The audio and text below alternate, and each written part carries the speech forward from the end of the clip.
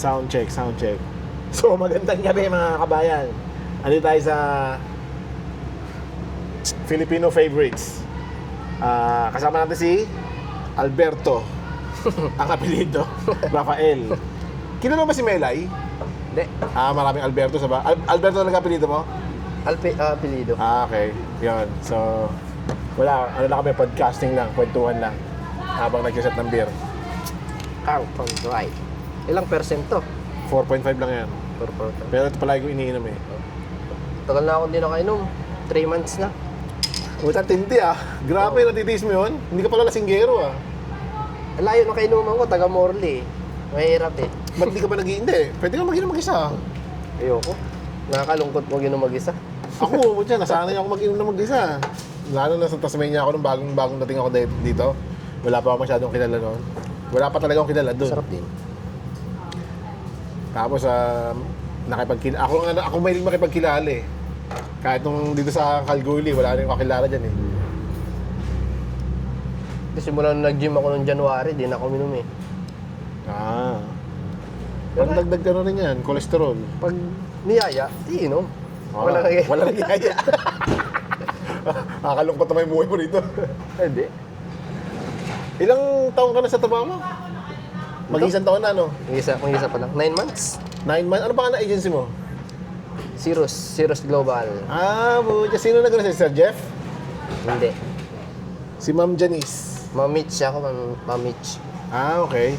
Eh di may isang buwang placement. Meron. Pero sigurado ako, yung company mo, binayaran na yan si Cirrus eh. Oo. Sabi kasi gano'n nangyari din eh. Tapos nalaman ng amo namin, ng company namin, tinabla na sila. Pero hindi ko na ito sasali sa vlog kasi follower ko si Sir Jeff eh. Nanonood ng vlog ko yan eh. Hindi ko na isingit yan. Pero nung na-interview ka, may trade test agad Antimeni o trade test muna bago interview? Hindi, pag Cirrus, muna, initial. In-screening muna kayo. Screening, parang ano. Pero paano ka nagpasa ng resume mo? Online lahat. Sa chat lang, sa messenger nila o sa website? Oo, sa website. Kasi meron kang fill upan yata doon, di ba? Website din, ang ginawa ko noon. Di ba may mga agent yan, may mga pangalan. Mitch Cirrus, Dale, ganyan. Isa doon. Lahat yun, basta may pangalan Cirrus, lahat ko chinachat yun. May bakante. Saan mo chinat? Sa website mismo nila? Hindi, messenger.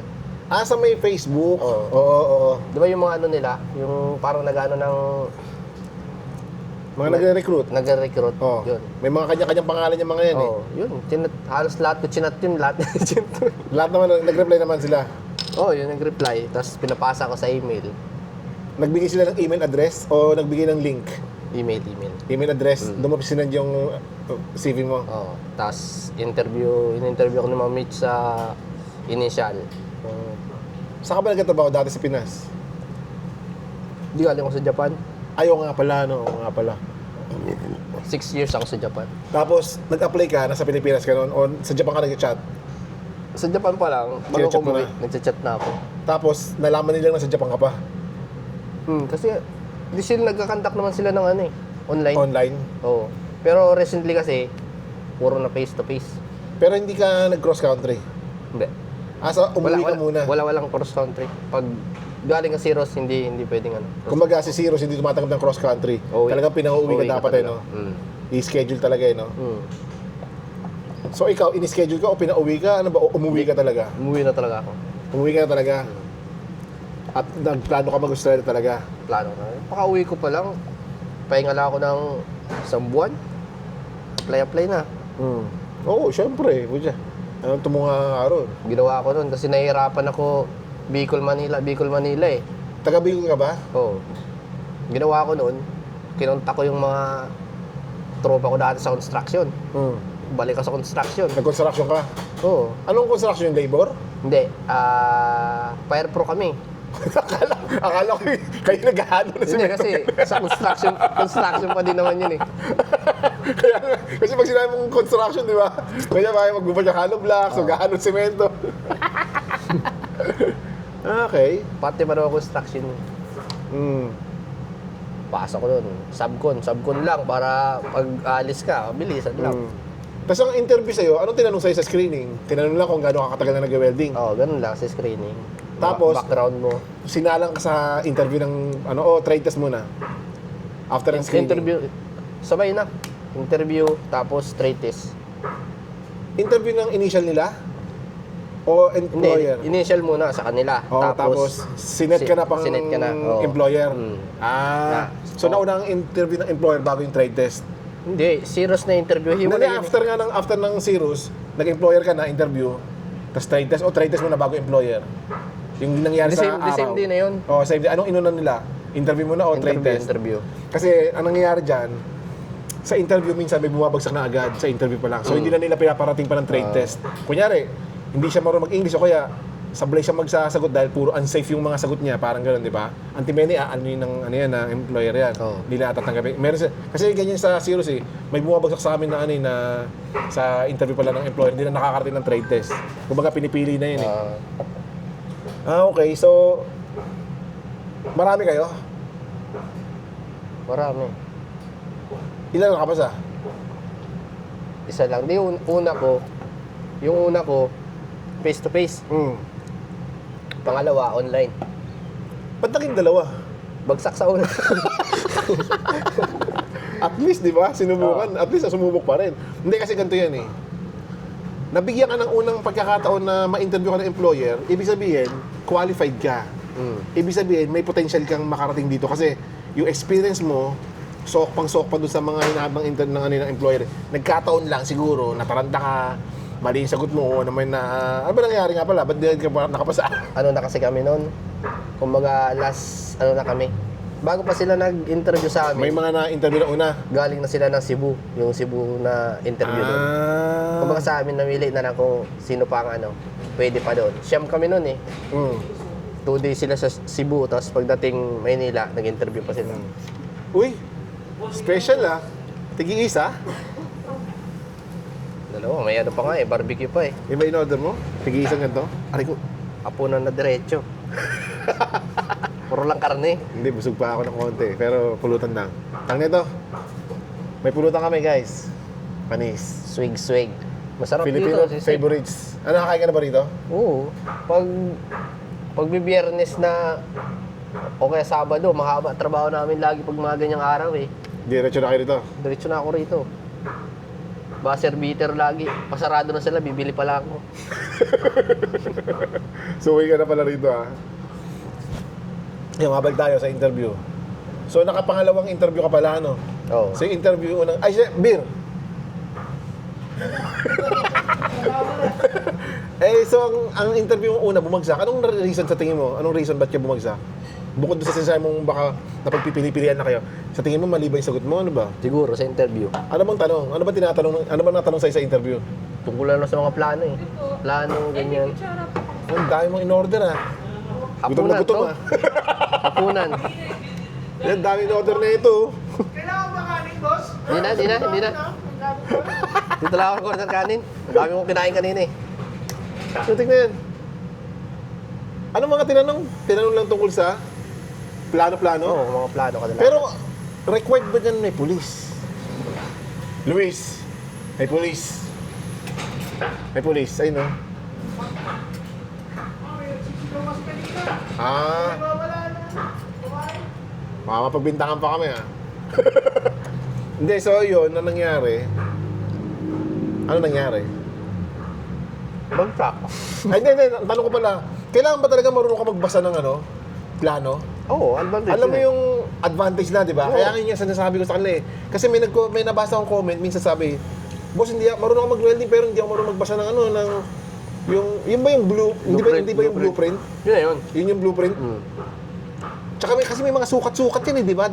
Marunong ka rin dapat sa ganyan, di ba? Oo. Kasi kadalasan pag Tsaka yung pag-identify mo ng drawing, yung drawing na sinasabi nila, di ba? Kailangan marunong kang tumingin nun, di ba? Tama ba? Oo. Kasi kadalasan pag welder ka, hindi pwedeng Welding ka lang, no? Welding welding talyer ka nun. Parang ganun dating mo. So, ibig sabihin, kasama sa interview yun yung drawing. Okay, good. Especially kung yung company is fabrication talaga. Talaga, dapat. Na may ginagawa silang based on plano. Oo. Katulad nung skip bin, may sukat-sukat yan, syempre. Ay, hindi dito. Hindi naman ganun kaano yan. Hindi rin. Hindi ganun ka-komplikado. Walang selan yung amo. Maitapat pa, hindi mo na okay na. Oo. Oo nga. Walang selan dito. Hindi kasi bugbugin yung skip bin na yan eh. Lalo yung mga, meron kayo metal bin. Yun nga mismo. Hindi, kumbaga, di ba may general bin, tapos merong metal bin, tapos merong may ano sa amin? hydrofluoride, ano, Ano yun? sa amin, Hydrocarbon bin. more on Steel? construction, mga Ah, bato, okay. Oo. ganyan. Kaya mabububog talaga yung bin nyo, no? Baku-baku. Hindi lang baku-baku. Oo, eh. Ang Tupik talaga. sabi ng boss niyan, siguro yun lang, hindi lang malalaglag yung mga bato dyan. Sige, okay na yan. Yun ang kagandahan dito sa amin. Sa, Sa company ko ngayon, hindi ganun walang pressure masyado. walang selan. Walang selan, hindi maselan. Pero pressure ang amo. Ano ang amo namin eh. Yung maintindihan, matanda na siguro kasi matanda na. May-ari. So, ba nag-interview sa inyo? Hindi, yung anak. Family company, family business yan. Ang ganda. Dami hanggang Mandura yun eh. Ano lang? Alam ko, may ano pa sila sa Mandura eh.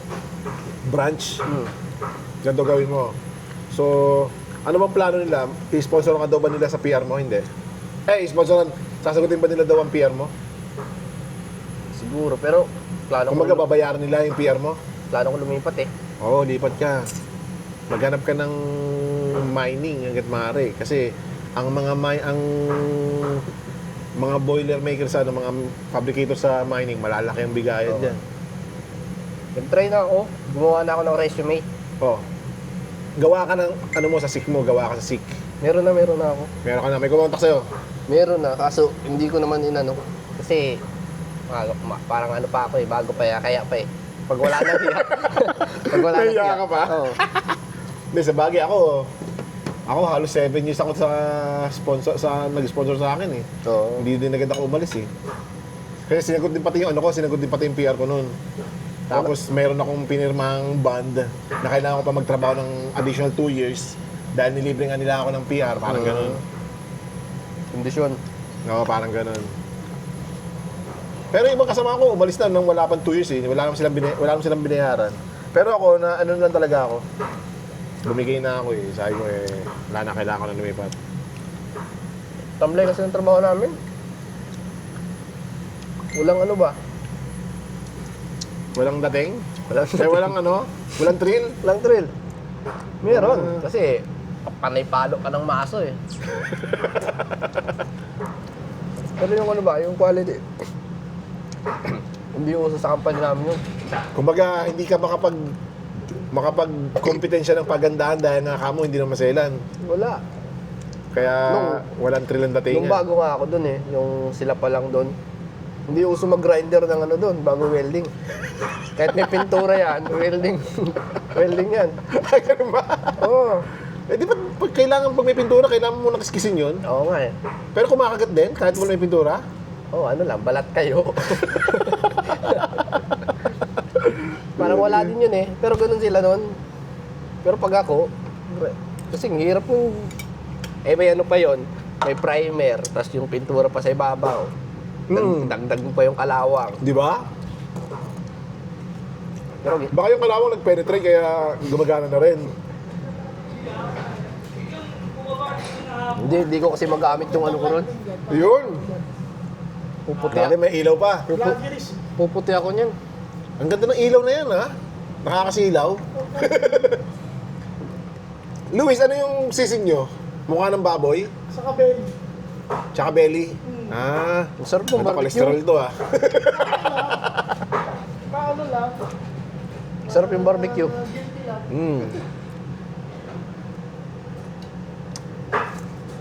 Manalo.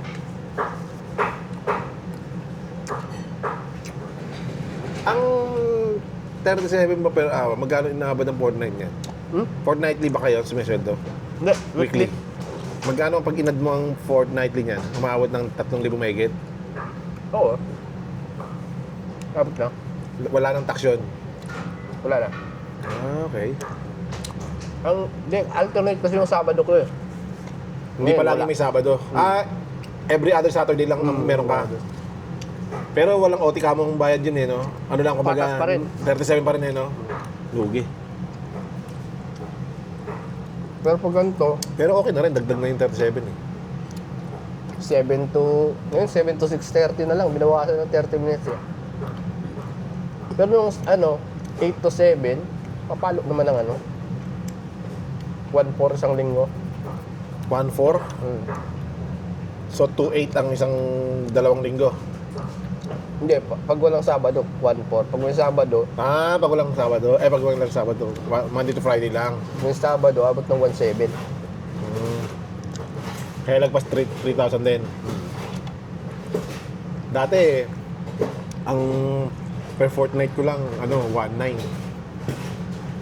1,900. Fortnite na Noong yun. 2019, oo. Pag may overtime kami, umaabot ng 2,900. 2019. Ang tagal ko nagtyaga nun, sa may Tasmania yun eh. Tapos nalaman ko putan, laki pa. Akala ko, sabi ko, ito, okay ito sahod ko ha. Nung malaman ko yung Western Australia, putan, laki ng pasweldo po. Nagpalipat ako ng branch, oh. Nag-field service ako dito. Puta, tiba-tiba, halos tumiple yung sweldo ko, grabe. Sa dami ng allowance, kasi nasa remote. Tapos, ang daming allowance sa may, dito sa may Kalgoorlie.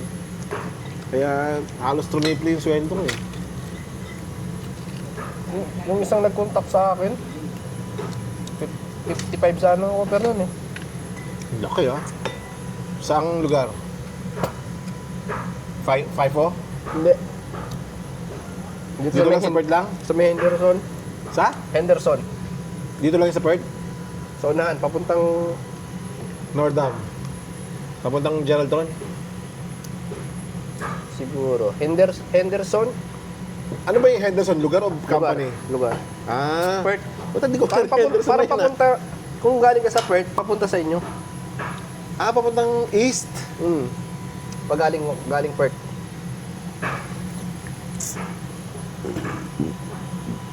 Okay, wala na tayong pag-uusapan na ano ba na hindi ko natatanong. Yun lang naman naalaman na naman natin. Sige.